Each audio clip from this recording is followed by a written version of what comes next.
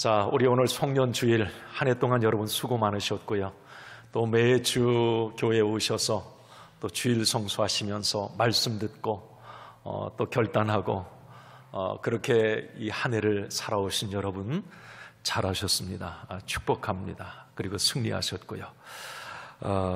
하나님께서 여러분들에게 오늘 위로하시길 원하고 또 새로운 한 해 희망으로 가득 채워주시기를 원합니다. 우리 한번 옆에 분에게 서로 축복하며 격려합시다. 수고하셨습니다. 힘내십시오.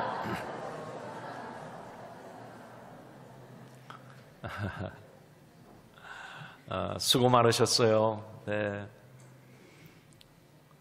힘든 일도 많으셨을 테고 또 버겁고 고통스러운 그런 순간도 있으셨을 텐데 여기까지 잘 오셨습니다. 오늘 이렇게 이 자리에 내가 앉아있다고 하는 게 은혜예요. 그죠? 내가 앉아서 이렇게 건강하게 예배 드릴 수 있다고 하는 게 은혜입니다. 우리 하나님께 영광의 박수 한번 올려드립시다. 하나님 감사합니다.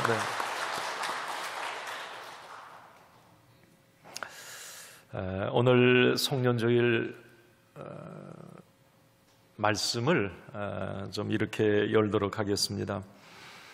어떤 30대 젊은 부부 이야기입니다. 두 사람은 첫사랑이었어요. 그래서 첫사랑을 그렇게 만났고 첫사랑과 행복한 결혼을 했습니다. 달콤한 신혼 생활을 했고 그리고 첫째 아이를 출산을 했습니다. 딸아이. 자, 그런데 그 첫째 딸아이를 낳고 한 달 만에 남편은 대장암 4기 판정을 받습니다. 말기암이었습니다. 아들의 대장암 말기 소식을 듣고 충격을 받은 어머니는 자책과 우울증으로 3개월 만에 자살을 하게 됩니다. 그것이 끝이 아니었습니다. 시어머니의 자살 충격과 남편에 대한 극심한 스트레스로 그 아내마저 4개월 만에 혈액암 4기 판정을 받습니다. 대장암 말기 남편은 24번의 긴 시간의 항암 치료를 하다가 결국 42살의 젊은 나이에 부름을 받습니다. 영화 시나리오나 드라마 대본을 이렇게 써도 욕을 먹습니다. 이건 너무 안쓰러운 상황이죠. 그런데 이 젊은 부부 이야기는 실화이죠. 교회 오빠 이관희 집사 이야기입니다. 여러분 한때 우리 3년 전에 베스트셀러였고 또 영화로까지 교회 오빠는 나왔었죠. 이관희 집사님은 좀 특이했던 게 이제 항암 치료를 해가면서 점점 죽음이 임박해지는 그런 상황에서도 끝까지 이 고통을 좀 잠재우는 몰핀 주사를 맞지 않았다고 합니다. 왜냐하면 조금 더 내가 남은 시간 맑은 정신으로 하나님 말씀을 보고 묵상하고 싶었고 맑은 정신으로 하나님께 기도하고 싶었다고 합니다.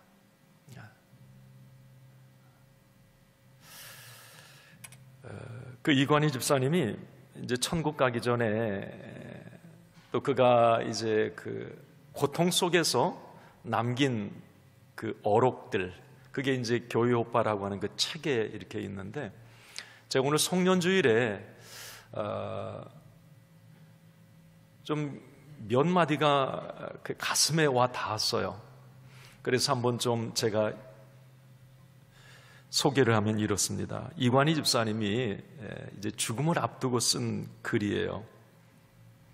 하나님은 눈부신 삶을 사는 사람을 증거로 삼기도 하지만 고통 속에서 주님을 놓지 않으려는 사람도 증거로 삼으신다. 비록 나는 마음이 너무 아프고 힘들지만 나의 이 슬픔을 받아주시고 위로해 주시는 하나님께서 내 옆에 함께 계신다는 게 참 감사하더라고요. 나에게 주어진 이 하루를 누군가를 미워하고 누군가를 증오하면서 보내고 싶지는 않은 거야. 왜 저보고 하루라도 더 살아야 되냐고 물어봤을 때는요, 하루라는 시간을 통해서 제가 조금이라도 더 온전해질 수 있는 기회를 갖고 싶었던 거예요. 서투르고 부족한 점들이 많았던 삶이었기 때문에 하루라는 시간이라도 주어진다면 조금이라도 더 온전하고 성숙한 하루를 살 수 있는 기회를 더 갖고 싶어서 오늘 하루도 이렇게 우리의 삶이 이어지고 있다는 게 얼마나 큰 기적이고 하나님의 은혜인지 우리는 암이라는 질병을 통해 깨달았습니다.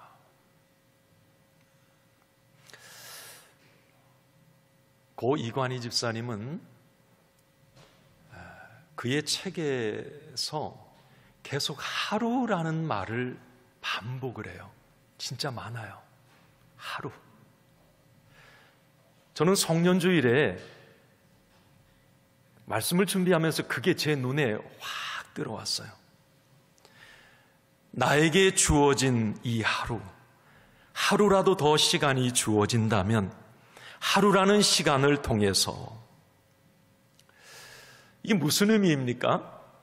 왜 이관희 집사님은 죽음을 앞둔 이제 한 달, 며칠 앞둔 그런 상황에 왜 하루라는 얘기를 자꾸 했을까요?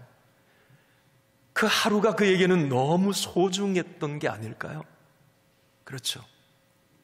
우리는 그냥 이 하루 당연한 것처럼 당연히 내일도 그 하루가 있는 것처럼 우리는 보내지만 이 이관희 집사님에게는 이 하루가 생명과도 같았다는 거예요. 당연한 게 아니었어요. 그 하루가.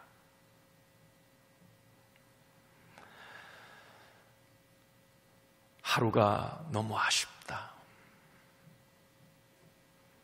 더 잘 살지 못해서 안타깝고 후회스럽다. 이제 이런 어떤 고백이 그 책 속에 많이 담겨 있었습니다. 그렇습니다. 많은 사람들은 그런 것 같아요.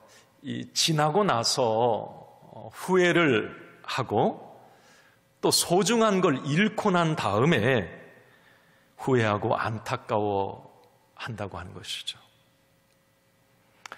자, 이제 여러분 2024년 3일 우리 남겨놓고 있습니까? 자, 우리 한 해를 이제 마감하는 이 오늘 성년주일에 우리 지나온 시간들 많은 하루들의 연속이었습니다. 오늘 한 해를 마감하는 이 시점에서 지난 시간들을 이렇게 돌아보면서 아쉽다. 그 하루를, 그 시간들을 왜 그렇게 허비하고 보냈을까? 왜 하루의 소중함을 모르고 그냥 당연한 것처럼 지났을까? 또 하나님이 주신 그 하루를 하나님 기뻐하시는 모습으로 채워가지 못했던 여러 가지 아쉬움 속에 오늘 성년주일을 맞게 됩니다. 아마 우리가 언젠가 내 생명을 마감해야 될 어떤 죽음을 천각에 두고 있는 어떤 그 시점에 우리 모두가 다 다를 텐데 그때 우리는 다시 한번 그 하루의 소중함을 또 생각하겠죠. 저는 오늘 우리에게는 그래도 이제 남은 하루하루들이 그래도 더 많이 있어요. 물론 죽음 앞에서 모든 사람들은 시한부 인생을 살아갑니다. 죽음은 피할 수 없기에. 그렇지만 우리에게는 객관적으로 볼 때에 그 하루가 그래도 더 많이 남아 있어요. 우리에게 주어진 귀한 시간들, 이제 2025년도에도 우리에게 365일의 하루의 시간들을 계속 우리에게 주실 것인데, 우리가 해가 더할수록 나이가 더 들어갈수록 더 후회스럽고 그런 삶이 아니라 뭔가 더 영글고 예전에 했던 후에 다시 하지 않고 좀 뭔가 더 성숙한 모습으로 발전해 나가는 것, 이것이 바로 하나님이 저와 여러분들을 통해 보시기 원하시는 모습인 거예요. 오늘 성년주일에 우리가 말씀을 통해서 이제 더 나은 2025년도를 어떻게 맞이할까 한번 결단하는 시간이 되었으면 좋겠다는 생각이 듭니다. 오늘 이제 누가복음 15장 말씀은 탕자 이야기입니다. 보통 우리는 탕자 이야기 그렇게 많이 알고 있어요. 둘째 아들 이야기예요. 제가 오늘 이 말씀을 잠깐 좀 우리가 다 아는 말씀이지만 좀 요약을 하고 우리 말씀을 좀 이어가도록 합니다.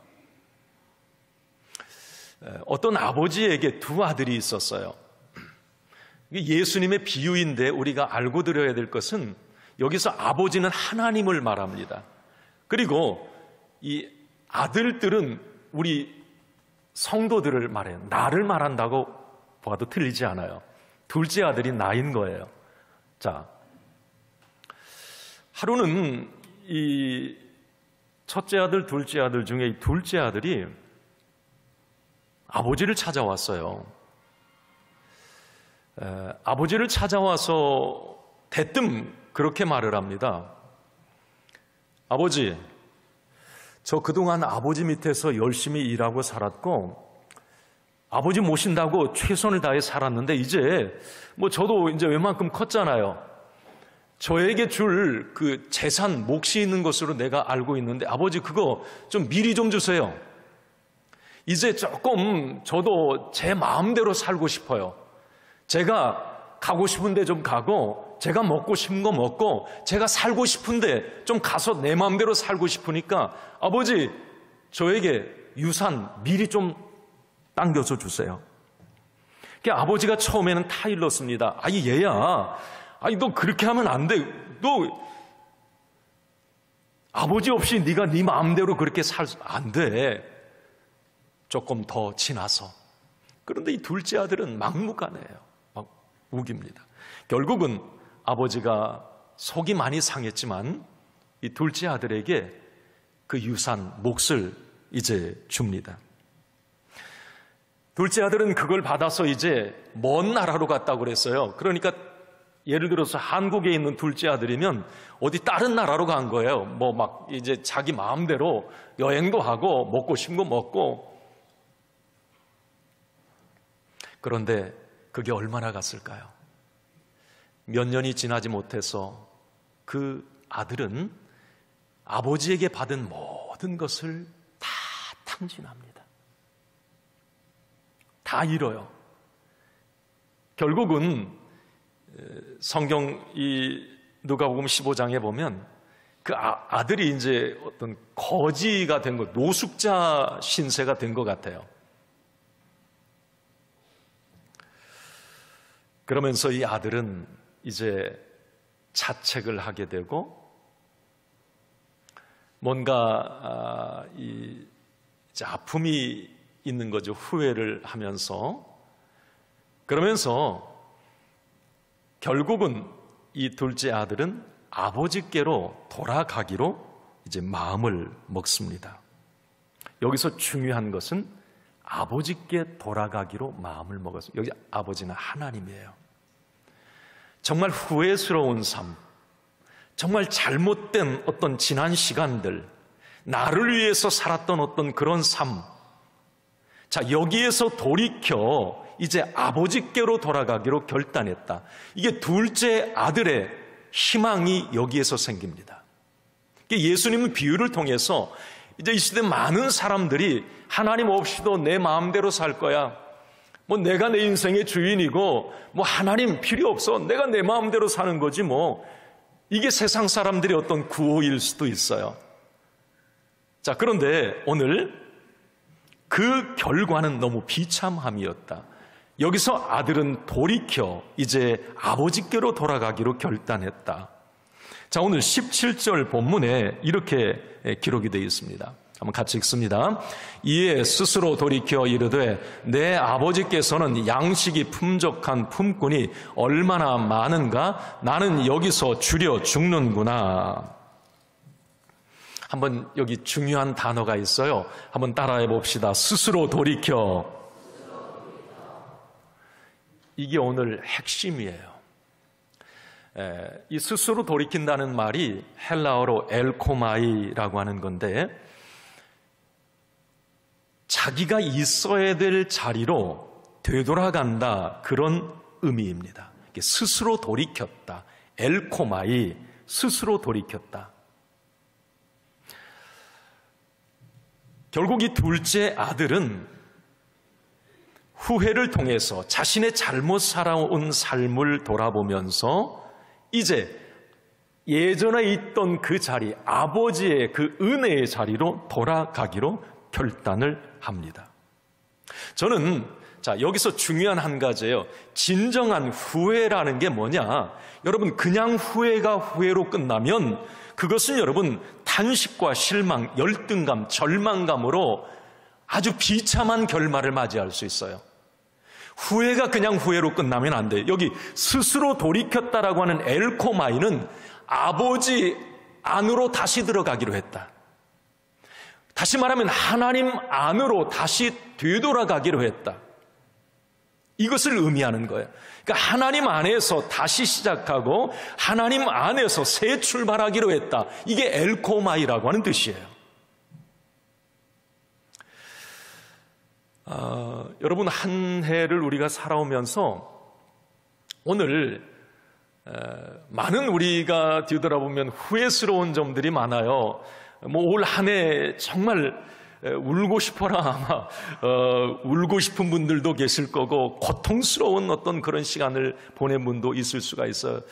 지난 주에 그 뉴스에 보니까 여러분 뭐 보셨어요? 경기도 그 양주에서 일가족 4명이 차 안에서 숨진 채 발견이 됐어요. 40대 젊은 부부잖아요. 이게 산에 등산하러 간 사람이 차가 한 며칠 이게 주차해 돼 있으니까 안 움직이니까 안에 이렇게 들여다보니 젊은 40대 부부하고 11살 그 아들, 5살 딸, 그 무슨 죄가 있어요? 자기 어떤 여러분 그런 생각이, 우리의 삶에 여러분 왜 후회스러운 게 없겠어요? 왜 약한 게 없겠느냐고, 왜 부족한 게 없겠어요? 왜 고통스러운 게 없겠느냐 말이죠.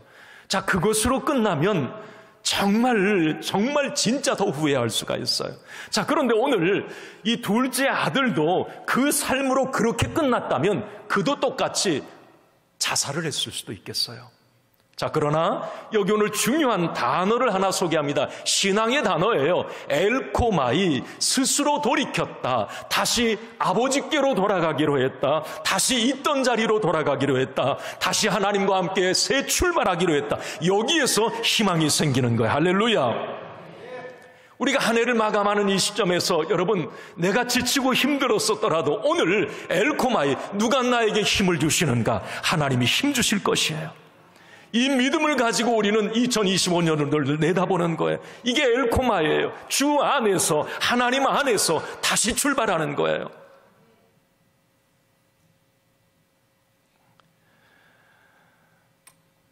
그 결과 이 둘째 아들이 엘코마이, 아버지 잘못했어요. 아버지와 함께 살고 싶어요. 아버지와 다시 출발하고 싶어요. 아버지께 돌아갔을 때 22절에 보니까 이런 말씀이 기록이 되어 있어요. 한번 읽습니다. 아버지는 종들에게 이르되 제일 좋은 옷을 내어다 입히고 손에 가락지를 끼우고 발에 신을 신기라. 23절에는 막 송아지를 잡고 우리 기뻐하고 즐거워하자, 잔치하자 막 그래요. 엘코마이 아버지 안으로 다시 돌아왔을 때 아버지는 모든 것을 다 회복시켜 주셨어요. 회복의 역사가 일어났어요. 도저히 안 될 것 같은, 여러분 이 둘째 아들이 아버지께 돌아가려고 마음 먹은 이 과정이 성경에 기록되어 있어요. 아버지가 나를 받아줄까 아니 안 받아줄까? 그러면 내가 가서, 아버지는 다 가지고 있는 부자인데 품꾼들이 거기 많아, 일꾼들이. 그러면 나를 그냥 아들 말고 일꾼으로 나 그냥 받아주세요, 이렇게 얘기해야지. 그 결심을 하고 가잖아요. 그런데 아버지는 이미 그 아들이 되돌아오기를 기다렸고, 돌아왔을 때 아들의 모든 지위는 다시 회복이 되었어요. 그의 후회스러움도 회복이 되고, 그의 약함과 그가 불안해하고 두려워했던 모든 것들이, 그 해답이, 회복이 아버지 안에 있었던 것입니다. 저는 오늘 예수님의 이 누가복음 이 비유는 하나님 아버지, 자, 둘째 아들은 우리일 수 있어요. 한 해를 살아오면서 실패하고 자책하고 미래에 대해서 어떤 불안해하고, 자, 이런 둘째 아들의 모습일 수 있는데, 자, 오늘 이 당자의 비유가 우리에게 주는 교훈은 참 큽니다. 저는 오늘 성년주일에 자, 이렇게 결단하고 출발하고 싶어요. 2024년 한 해 맺고 이렇게 우리는 2025년도를 내다보고 싶습니다. 자, 첫째 이겁니다. 같이 한번 읽어보겠습니다. 우리를 위하여 준비하시는 하나님 아버지를 끝까지 신뢰하라. 아멘. 따라합시다. 준비하시는 하나님 아버지. 여러분 믿습니까? 아들이 설마 나를 아들로, 아니, 그런 일은 없을 거야. 그냥 종으로 그냥 밥만 먹여줘도 좋겠어.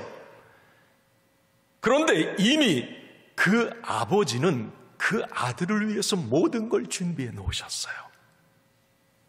좋은 옷, 손에 가락지, 이건 아들에게만 끼워주는 거예요. 발에 신을 신기고 송아지를 잡고 잔치를 하고,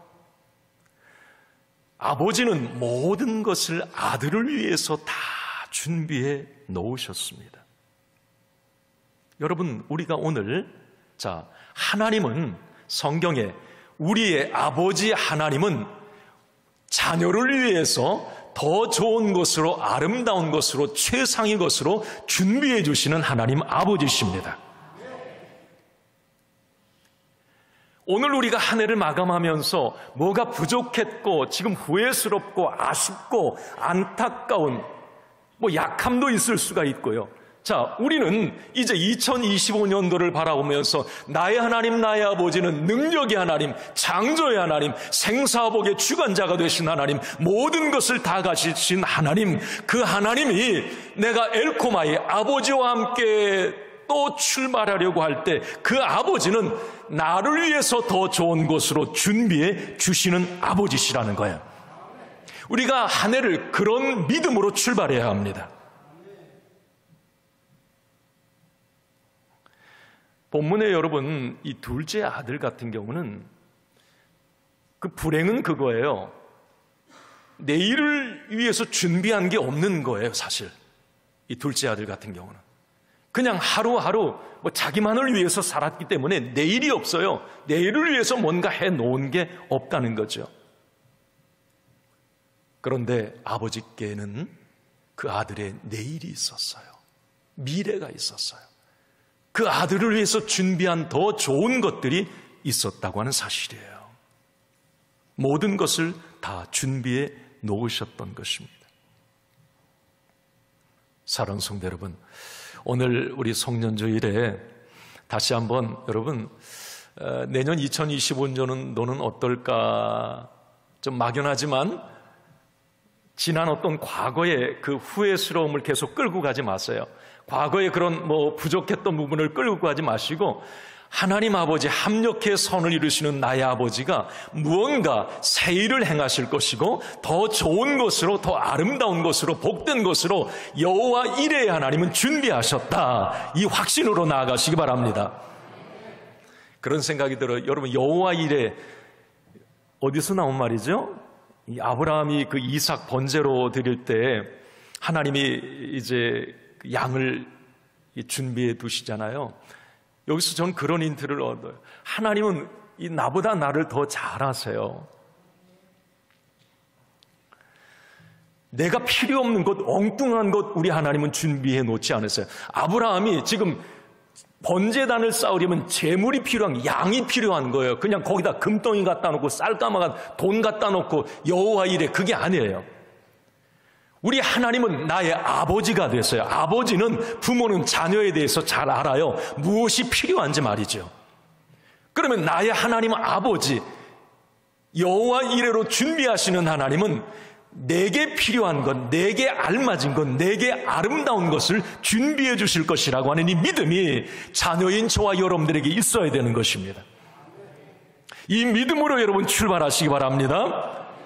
따라합시다. 여호와 이레의 하나님, 나의 아버지. 아멘.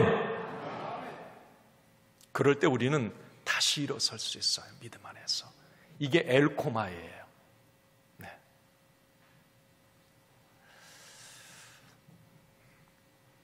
또 하나, 두 번째는 이거예요. 자, 후회가 희망의 전주곡 전환점이 되기 위해서는 이것이 필요합니다. 한번 읽어볼까요? 더 사랑하는 기회로 삼으라. 네. 이 누가복음 15장의 이 둘째 아들의 태도는 불만 가득, 태도가 아주 불손합니다. 너무 건방진 모습이에요. 부모를 공경하는 마음이 없습니다. 부모를 사랑하는 마음은 조금도 찾아볼 수가 없어요. 그게 누가복음 15장에 나오는 둘째 아들의 모습입니다. 그러나 모든 것을 다 잃은 후, 가까운 사람이 다 떠난 후, 생사를 넘나드는 배고픔 속에서 그는 그때서야 아버지의 사랑을 깨닫습니다. 자기를 얼마나 사랑했는지, 왜 그렇게 하지 말라고, 너 그러면 안 된다고 왜 그렇게 홍군형 내고 맨날 그랬는지, 나중에 자기가 다 잃고 난 다음에 아버지가 진짜 나를 사랑하는 분이 맞았구나.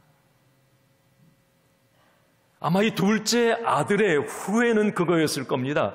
그 아버지의 사랑에 자기가 사랑으로 반응하지 못했던 게 너무 아쉬웠을 거예요. 여러분, 대부분의 사람이 인생을 마감하면서 가장 후회하는 게 있다면 그게 뭐냐면 더 사랑하지 못했다는 거예요. 내 가족들, 가까이 있는 사람들, 교우들, 가까이 있는 속회 식구들, 내가 섬기는 목사님, 내가 조금 더 내 바운더리 안에 있는 사람들을 조금 더 사랑하고 이해하고 용납해야 되는데 그걸 못했다고 하는 게 너무 아쉬운 거예요. 그런 책도 있더라고요. 죽기 전에 후회하는 33가지 책이 있어요. 죽기 전에 33가지 후회하는 것을 이제 쭉 이렇게 그 내용들을 목차만 봐도 이거 참 후회스럽구나, 이거 참 후회하겠다. 그런데 올해 얼마 전에 15년 동안 호스피스로 이렇게 말기암 환자를 돌보는 호스피스로 일했던 분이 자기가 얘기한 게 있어요. 이 죽기 전에 3가지를 사람들은 그렇게 후회하더래요. 그 첫 번째가 뭐냐면 내 가까이에 있는 사람을 더 사랑해 주지 못했다고 하는 거. 그냥 말 함부로 하고 그냥 퍽퍽 질러놓고 속상하게 하고, 이 부분이 그렇게 못내 아쉽다는 거예요. 그 부분이 그렇게. 여러분, 죽기 전에 후회하면 못합니까? 다 잃고 나서, 다 떠나고 나서 후회하면 못해요. 올 한 해도 이렇게 제 삶을, 목사의 삶을 뒤돌아봐도 참 부족했던 것들이 많아요. 그 중에 뭔가 더 더 이렇게 많이 사랑하고 더 많이 보듬고 용납하고 좀 이런 부분들이 더 필요해야 되지 않나. 그런 생각도 참 많이 가져봅니다. 어떤 분이 그런 글에 그런 내용을 썼습니다. 덜 논리적이면서 더 사랑하라. 너무 따지지 말고 너무 계산하지 말고 사랑하라는 말이에요. 너무 따지고 계산하면 사랑할 수가 없어요. 논리적이면 사랑할 수가 없어요. 조금은 알면서도 줘주고 조금 받아주고 이게 사랑이에요. 아멘입니까? 여러분, 올 한 해 하나님이 주신 소중한 선물인 가족들, 그리고 사랑하는 부모 형제들, 그리고 믿음의 식구들 더 사랑하지 못했다면 2025년도에는 여러분 더 사랑할 수 있기를 바랍니다. 우리 옆에 분에게, 우리 많이 하잖아요. 손아트 이렇게 하면서 사랑합니다, 더 사랑하겠습니다 한번 해보세요. 좀 안 내켜도 해보세요.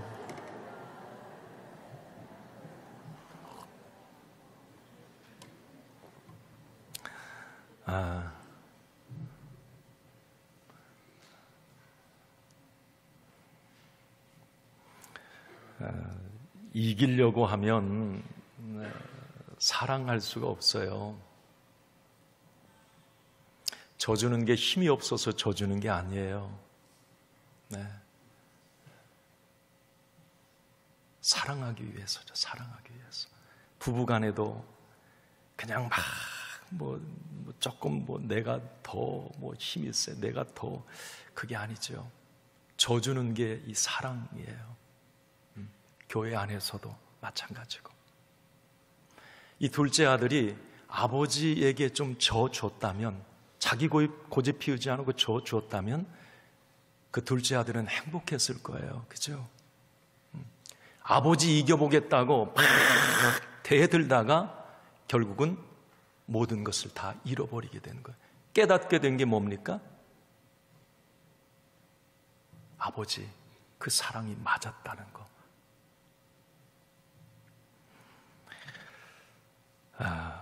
더 내년에는 사랑하겠다. 우리 가정에도 더 사랑이 넘쳐나고, 우리 교회에도, 공동체에도 조금 더 사랑이 풍성한 그런 내년 2025년 한 해가 되기를 간절히 원합니다. 마지막으로 한번 우리 같이 읽어보겠습니다. 같이 읽습니다. 영원한 삶을 위하여 시간과 물질, 재능을 사용하라. 이 둘째 아들은 자기가 하고 싶은 대로 해요. 그 하고 싶은 대로 한 결과는 후회였습니다. 그 후회는 다른 게 아니고 자신만을 위해서 살았다고 하는 거죠. 그러니까 아버지께 받은 어떤 물질, 시간, 재능, 모든 걸 그 자신의 쾌락과 만족, 기쁨을 위해서 다 사용한 거예요.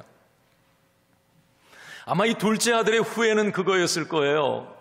우리 같으면 조금 더 나눌 걸, 조금 더 베풀 걸, 아버지를 위해서 조금 더 잘해드릴 걸, 어떤 이런 생각을 이 둘째 아들은 가지면서 아마 후회를 많이 했을 겁니다. 성경은 우리에게 지속적으로 그런 얘기를 해요. 하나님이 우리에게 건강도 주시고 물질도 주시고 시간도 주시고 재능도 주시고, 할렐루야. 이게 내 것이 아니라는 거예요. 청직이라고 우리는 이제 성경 우리에게 그렇게 가르쳐요. 청직. 우리는 잠깐 맡아서 관리하는 거예요. 이것도 유통기한이 있어요. 내 생명 붙어 있는 그때까지만 이제 다 유통기한인 거예요. 내 거 하나도 없어요. 네.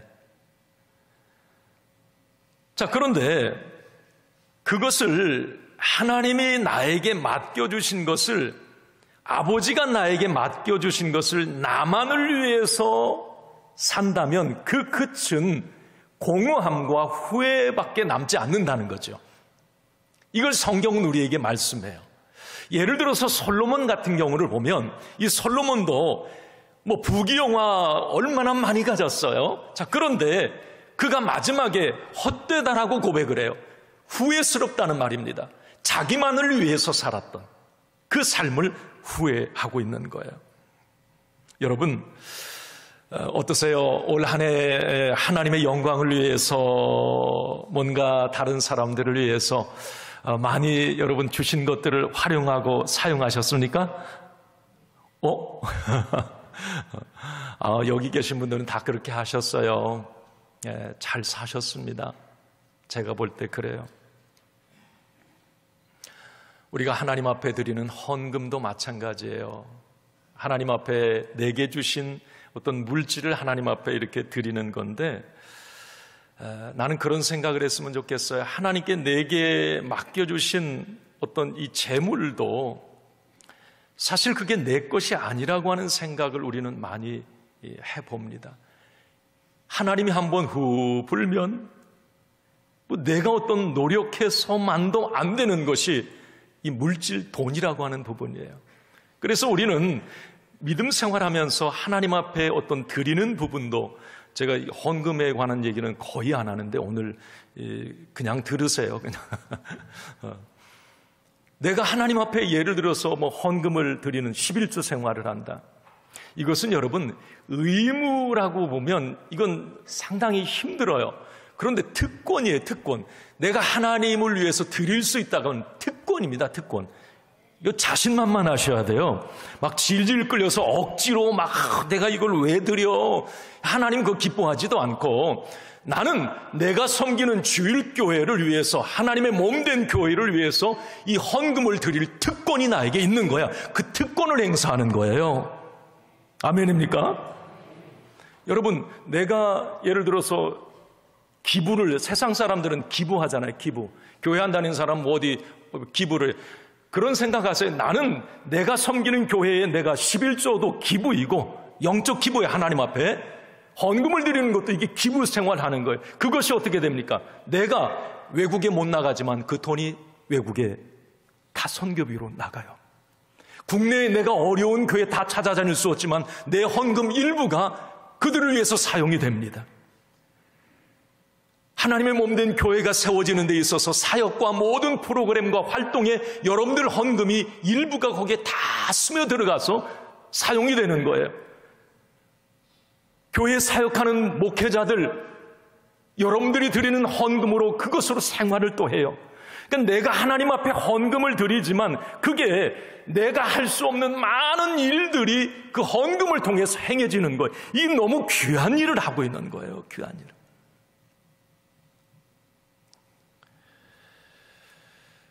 저는 제가 목회하면서 많이 경험했던 것 가운데 하나가, 하나님은 하나님의 것을 시간이든 물질이든 구별하여 드릴 때 삶에 더 여유가 생기고 삶의 질서가 잡히고 그 삶이 없어도 풍성하다는 걸 배웠습니다.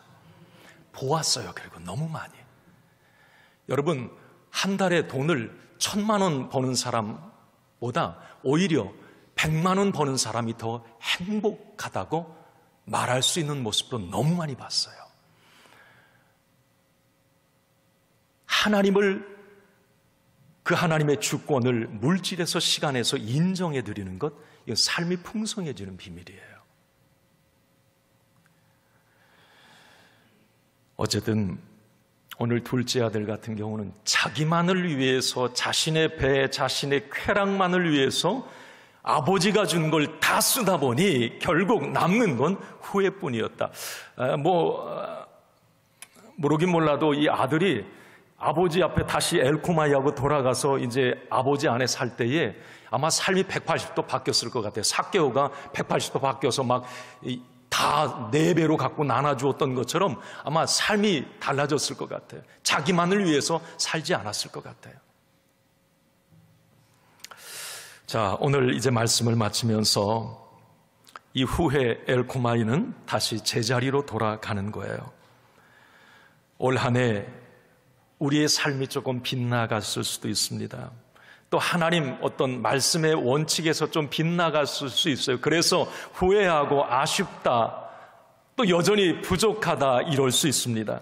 자, 그러나 오늘 우리 성년주일에 다시 한번 확신하면서 결단하며 이제 내년 2025년도로 나가기를 원하는데, 우리를 위해 우리 하나님은 더 좋은 것으로 준비해 주시리라. 할렐루야. 그리고 내가 이제 내년 안에는 더 많이 사랑하며 살리라. 아멘. 그리고 내게 주신 많은 것들 잘 청지기의 마음으로 맡아 관리하면서 하나님의 영광을 위해서 더 아름답게 귀하게 쓰임받으리라. 할렐루야. 이 믿음으로 새로운 한 해를 여시기를 간절히 축원합니다.